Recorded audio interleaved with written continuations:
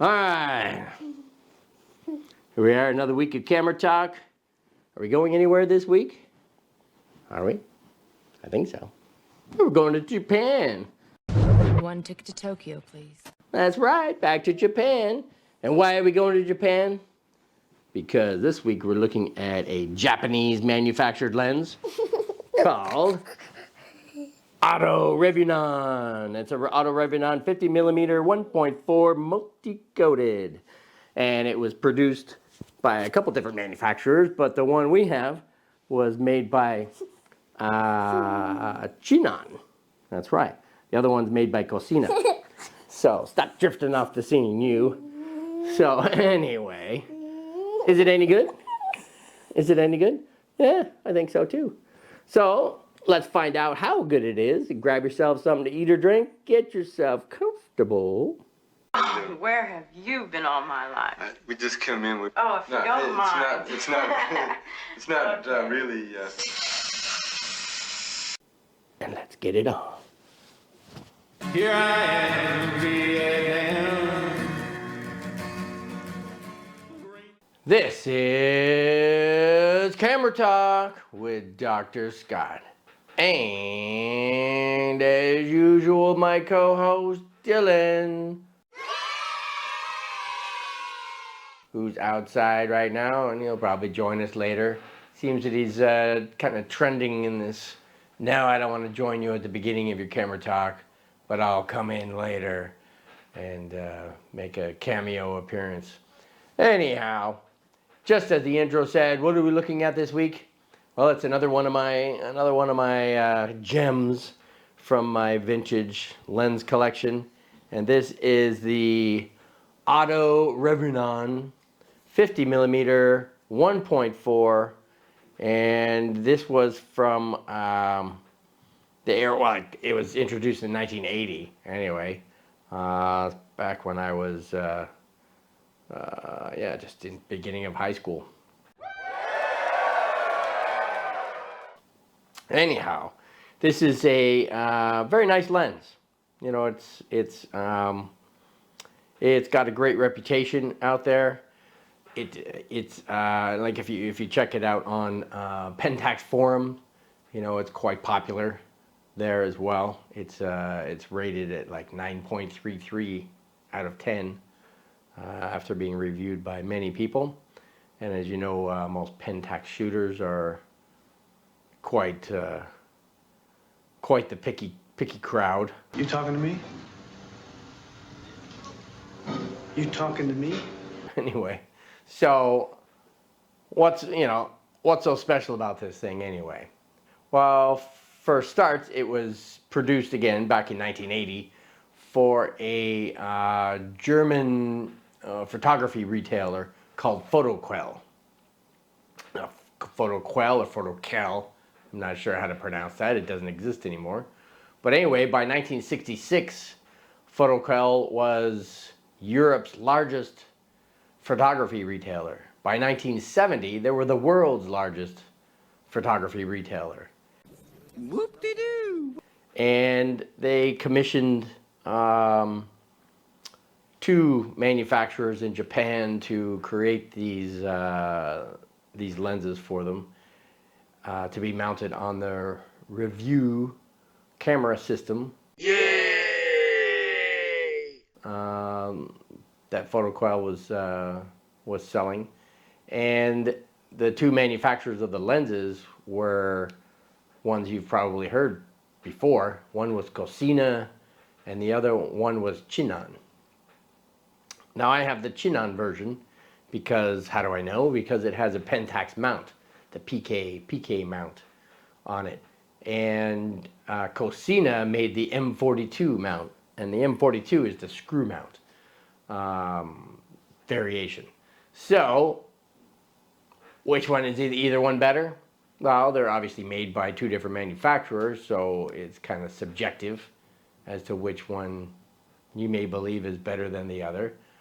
I mean, both have pretty great reputations, so anyway, it is what it is. I have the Chinon version, And I have the early version. There were two different versions of this Auto Revuenon 50 millimeter 1.4, and the difference is the formula, the element formula, as well as the aperture blades. So I have the earlier version of that anyway. Whatever. And you know, the Revuenon lens family, the lineup, was quite extensive. 41 different lenses. Not all of them were as well received as this one. You know, there were many dogs out there, so to speak, that people were like, ew, that's a crappy lens. They suck. They just suck. But there were a few gems in the lineup, and luckily for me, the one I got is one of them. It's again the 50 millimeter 1.4 multi-coated. That makes a difference as well, for obviously reasons that coating does with things like lens flare. Deal with it. Okay, and you're welcome. And whatnot. Still not perfect, of course, but hey, for something that's still considered vintage, it's a great lens. And again, I got mine for $70. You know, they go above that now. They go more than $100 US. But still, it depends. Shop around. One of the secrets I kind of share on this channel as well, to get a lot of times you can get a lens much cheaper if you don't buy it as a standalone lens. Buy it already attached to something, usually an analog camera, film camera. You buy them together and you'll get a pretty good deal on them, when actually you just wanted this. Unless you're a film shooter, and then hey, you can use the camera as well. But that's how, you know, I have a Konica up here that I got my 1.2 on. I have an Auto Chinon, to which I had the Chinon lens. I had a Yashica camera, to which I got my Yashica 52.0 lens, and so forth and so on. You know, it's a great way to pick up a good deal for your lens.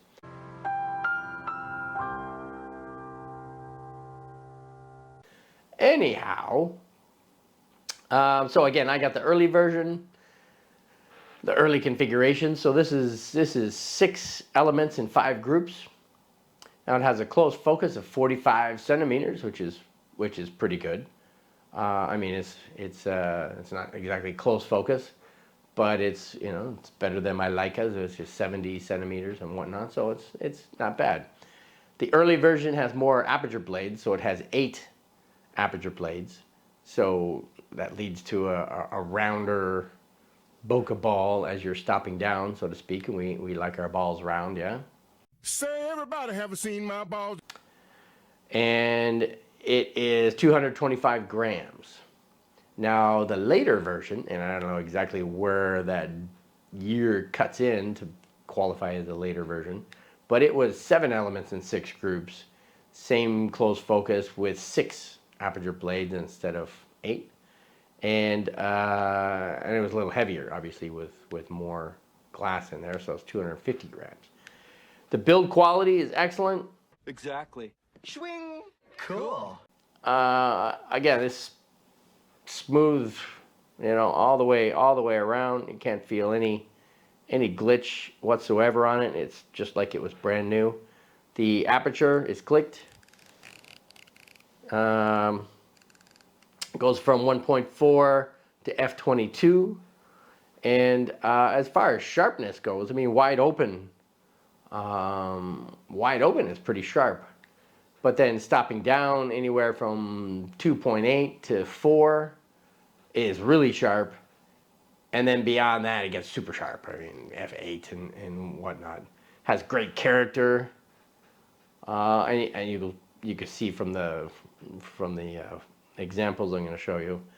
Has great bokeh, nice smooth transition bokeh, color saturation, contrast, wide open a little less, but again, stopping down, contrast gets pretty nice as well. Now, as I mentioned, it's multi-coated, so it does help reduce flaring. Who gets her? Whoops, I've got your number back. You couldn't afford me. But if you have bright sun behind your subject or light coming into the scene, you may want to use a hood because under the right conditions, you will get ghosting. You will get smearing. Ew! But still, it doesn't happen. Doesn't happen all that often, especially for me. Most of my portraiture is shot indoors anyway. But still, it's a very nice lens. As I said, it's as you can see, notice I'm playing with it here. Stop playing with yourself. Very smooth. It's very nice feeling in the hands.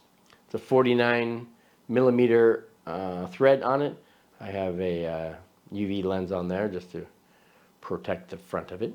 And the multi-coating is in green lettering. Everything else is in white. Other than that, I don't think there was anything else I really wanted to point out on this. So, again, it's got a great reputation out there, and maybe I could show you some shots of Dylan. Dylan's coming in to see us. So, as I said, he would probably show up in here. So, here's Dylan, everybody. Welcome, Dylan. Say hello, Dylan. Yay! Dylan, say hi, everybody. Hello. So, anyhow, like the way you show up, like kind of right at the end of what I was talking about. But anyway, so how are you doing today? Doing good? Yeah? Dylan's turning 4 years old. Aww. What is it? In just a few more days, April 15th, tax day in the USA. So we call him the tax man. So anyway, he'll be out to collect taxes later. So, well, what else can we say, Dylan? Is it something worth? Do you think you could recommend this lens? Can you recommend it? Is it a good lens? Yeah. Yes. Yeah, it's a pretty good lens. I'm glad he agrees with us. So, so I'm going to give you some samples. Again, what I normally do, let's put you on this side. What I normally do is get a picture of my Canon M50. Well, not a picture of the camera, but the lens itself, which is the 15 to 45 kit lens that I use to record these videos. And what I try to do is get as sharp as I can on the lettering on the nameplate on the barrel of the lens itself to see how sharp we can get it. So let's do that. Let me get rid of my Minolta. It says 58 1.2. Very nice lens. You can look. I did a review on that one. Well, not really a review, but I introduced that one a few weeks ago, so you can look back through the history to find that one if you're interested. So anyway, let's. So I'm mounting this on my Sony A7R III, and what I do, make sure it's wide open. All right. What I do is, I already explained to you, is get in as tight as I can. What do you think? Right there, look good? Yeah. All right. Let's do it. 1, 2, 3.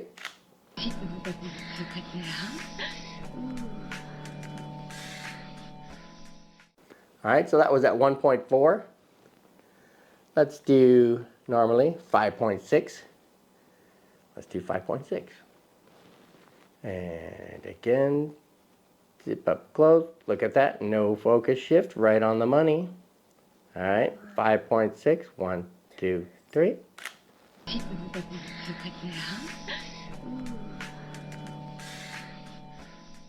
All right. So that was 1.4, 5.6. Now, could you some shots of Dylan? Want to see some pictures of Dylan? Yeah. Oh, hang on. Why? Oh no. Yeah, why isn't that The on picture. there? Yeah. Well, it didn't take a picture. It's just the camera shutting down. But I will. Let's get some shots of Dylan at 1.4.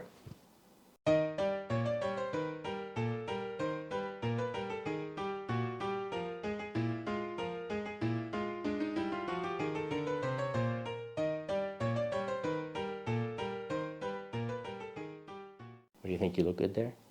Yeah, you look good all the time. Mr. Handsome Man. Lady killer, as they say, huh? She's a killer queen. All right, how about Dylan at 5.6?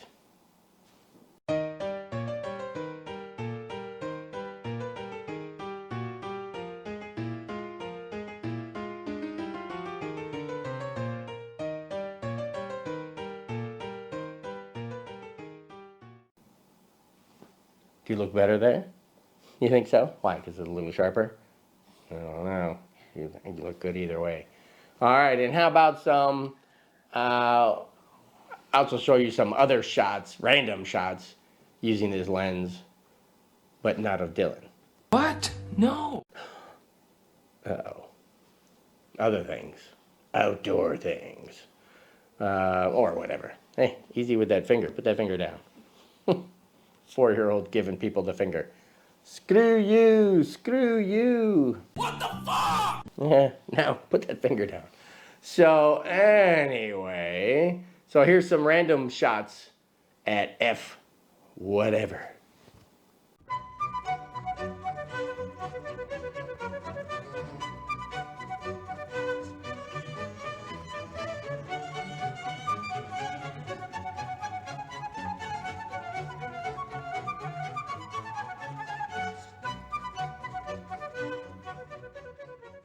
Okay.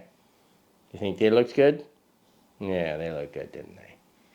All right, so that was 1.4, 5.6, and random stuff out there. So again, looking pretty good. Why? Can we recommend this lens? Yes. They recommended it already. I will second that motion. Get yourself a copy if you can find one. Revuenon 50mm 1.4. Okay, I think that was pretty much all I wanted to say about that. Now, how about we talk about our photo editing software? Yeah, who do we use? We use Luminar. Luminar Neo. Luminar Neo is their latest rendition of their software. I've had it since Luminar 3, and then Luminar AI, and then Luminar 4. And now Luminar Neo. So a combination of all these things all married together and having incestuous children and coming up with Neo. Good Lord. Neo. So, why should you get it? I recommend you get it because it has all kinds of AI. And AI is the latest, greatest craze going on at the moment, right? Whether it's in photography or whether it's in, visual artwork or video creations or writing or emailing, marketing campaigns, you name it. AI has got its fingers in everything these days. This mission is too important for me to allow you to jeopardize it.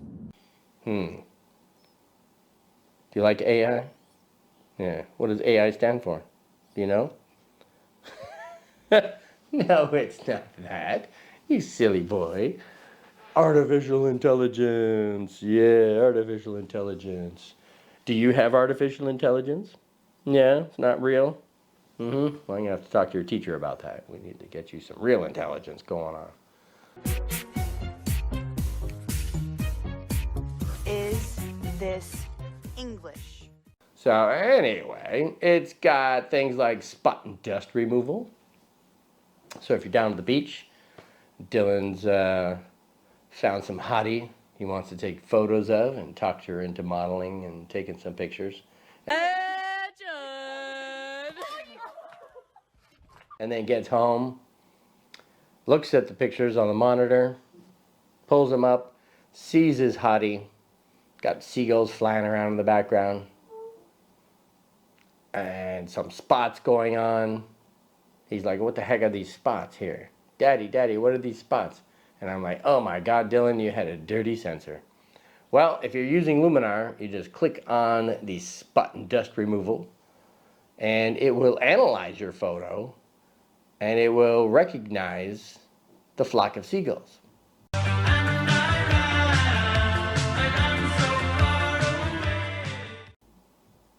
No, the actual birds, the flock of seagulls. And it will remove the spots and leave those seagulls alone. That's pretty cool, yeah? How about power line removal? Same thing, you're taking photos of something, there's power lines all over the place. Click on power line removal, and it will analyze your photo, and it'll remove those power lines for you without you having to brush over them and erase them and all this, so on and so on. That's pretty cool. Yeah. Has background removal, in case you want to add in some other backgrounds.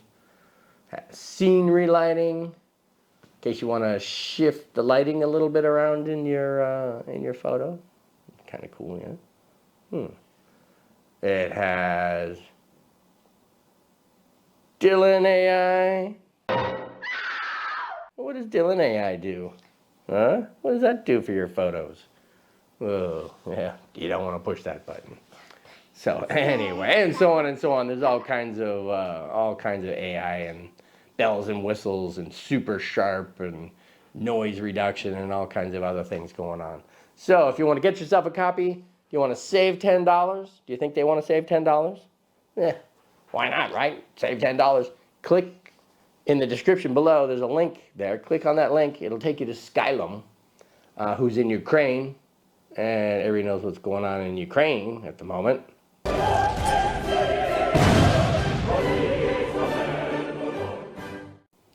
So you're helping them out too in that regard, you know, keeping the economy going.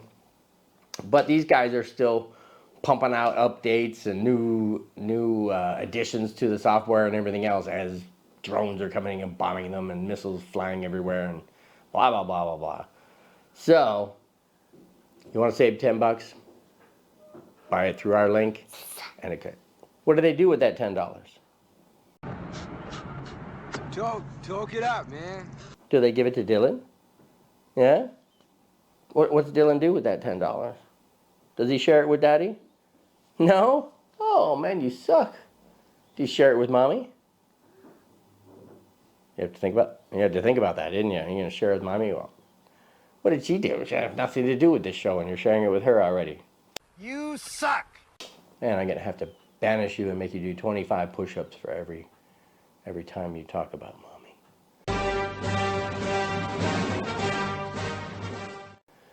Anyhow, so get yourself a copy and you'll more than likely be happy with it. So anyway, it's a good competition for Lightroom and Photoshop and all that. Actually, it plugs and plays with those guys, so you can use it together in tandem. Yeah. So anyway, you can buy it for life or you can get a subscription. Take your choice. I like to buy my stuff outright because over time you keep paying, you end up paying more for it. So just buy the stuff and it's yours, right? Yeah. All right, other than that, how about we get you to help support our channel by helping to get us exposed.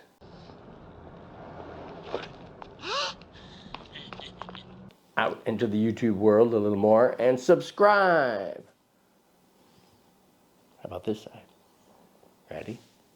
Subscribe. How about your hands, my hands together? 1, 2, 3. Subscribe. There you go. Besides subscribers, what else does YouTube like?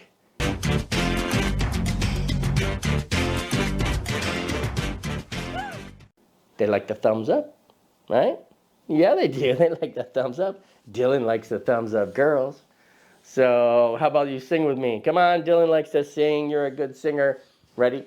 1, 2, 3. Thumbs up. Do do do do do do do do do do do. Thumbs up.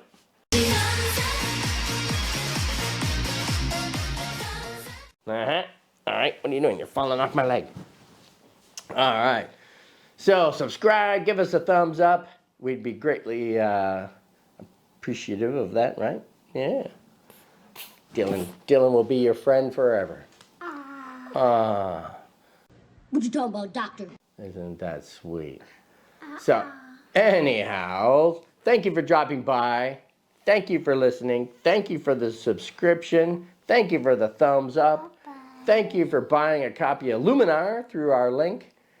Thank you for just being you. Bye-bye. Not yet. Well, who are we? I'm Dr. Scott. You're Dylan. My name is Maximus Decimus Meridius. And together we're all Modesty Photography. We're here to talk about tips and tricks about photography, vintage lenses, vintage cameras, camera stuff, camera photograph stuff. Yeah, you're very ticklish, aren't you? So, should they come back next week? Bye. Should they come back next week? Yeah? Why?